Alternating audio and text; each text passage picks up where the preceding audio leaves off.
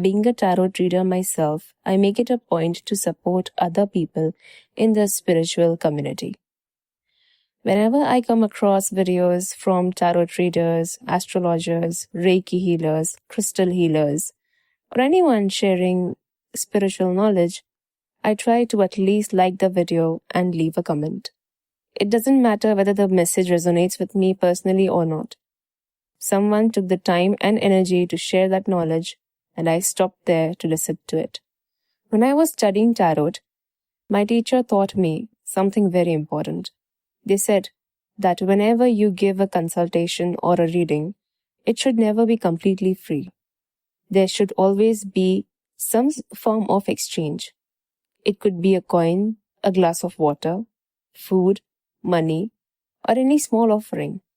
In spiritual practices, this is known as energy exchange.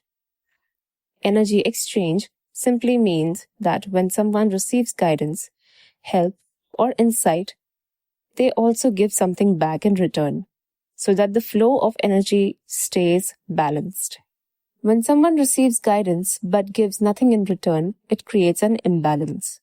Many believe that if this balance is not maintained, it can lead to what is called karmic debt, where energy has been received but not returned. Now, some people might wonder if energy exchange can be something small, like gratitude or appreciation, then why do tarot readers charge money for personal readings? The reason is that a personal reading requires focused time, energy, and attention, specifically for one person, just like any other service. It becomes a professional exchange of time and energy. But when spiritual guidance is shared freely with a large number of audience, even a small gesture like liking the video or leaving a comment can act as a simple form of energy exchange. This is why I personally believe in giving something back whenever I receive spiritual guidance, even if it is something small.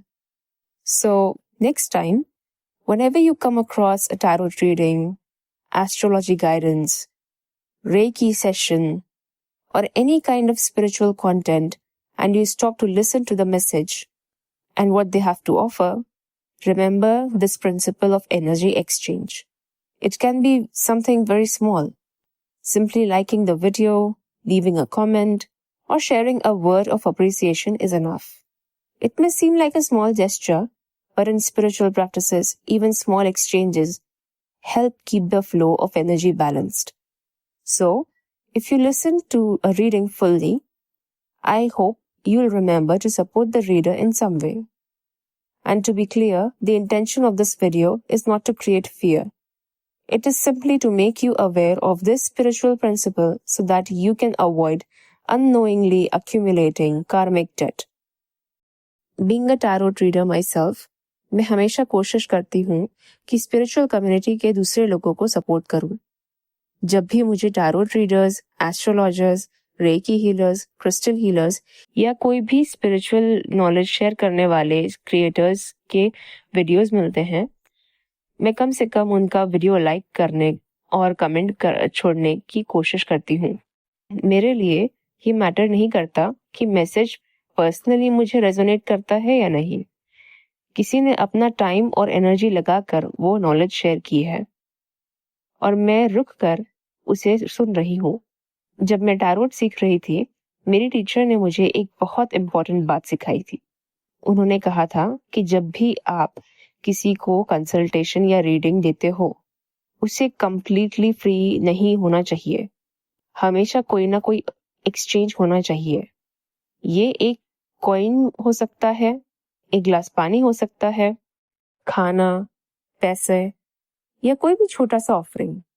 Spiritual practices में इसे energy exchange कहा जाता है. Energy exchange का simple मतलब ये है कि जब कोई गाइडेंस, हेल्प या इंसाइट रिसीव करता है, तो उसके बदले कुछ ना कुछ रिटर्न भी करता है ताकि एनर्जी का फ्लो बैलेंस्ड रहे. जब कोई गाइडेंस रिसीव करता है लेकिन उसके बदले में कुछ भी रिटर्न नहीं करता, तो एनर्जी का इम्बैलेंस क्रिएट हो जाता है. ये माना जाता है कि अगर ये बैलेंस मेंटेन नहीं होता तो इसे कार्मिक डेट कहा जाता है। मतलब एनर्जी रिसीव हुई है लेकिन रिटर्न नहीं हुई। अब कुछ लोग सोच सकते हैं अगर एनर्जी एक्सचेंज छोटा सा भी हो सकता है, जैसे ग्रैटिट्यूड या फिर अप्रिसिएशन, तो फिर टैरो ट्रेडर्स पर्सनल रीडिंग के लिए पैसा क्यों लेते हैं, चार्ज क्यों करते हैं? इसका सिंपल सा रीजन है। वो ये है कि पर्सनल रीडिंग में एक पर्टिकुलर पर्सन के लिए फोकस टाइम, एनर्जी और अटेम्प्ट लगती है, बिल्कुल किसी भी सर्विस की तरह। ये एक प्रोफेशनल एक्सचेंज बन जाता है, टाइम और एनर्जी का एक्सचेंज।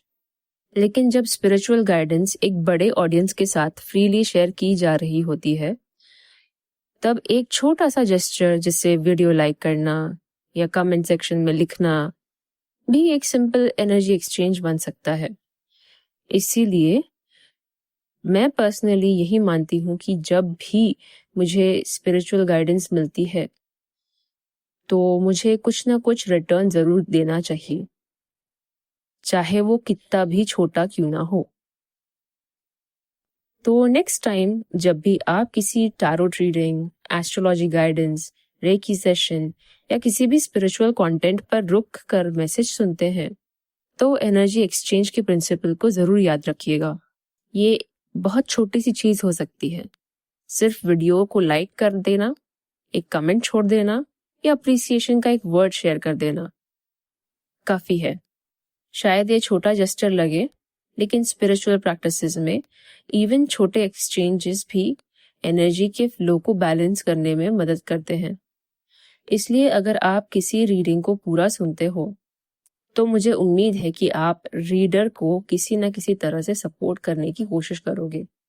और क्लियर कर दूं, इस वीडियो का इंटेंशन आपको डराना नहीं है, ये सिर्फ आपको स्पिरिचुअल प्रिंसिपल के बारे में अवेयर करने के लिए है, ताकि आप अननोइंगली कार्मिक डेट अक्यूमुलेट ना करें, उससे बच सके। That is it. Thank you for watching. ऐसी more information के लिए please don't forget to like this video and subscribe to Lumi Healing. I'll see you in the next one. Bye.